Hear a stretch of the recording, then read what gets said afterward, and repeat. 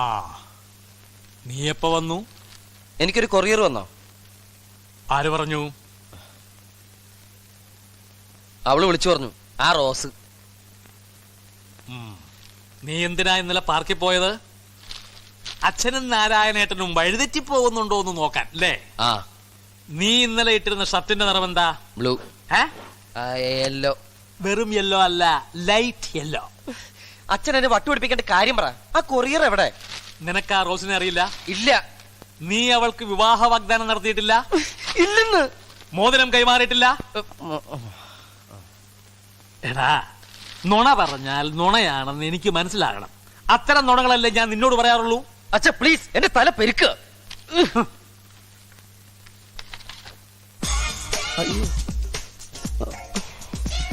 ഇവള്, അവള്, ഭർത്താവ്, അപ്പ എപ്പ ഫോട്ടോ?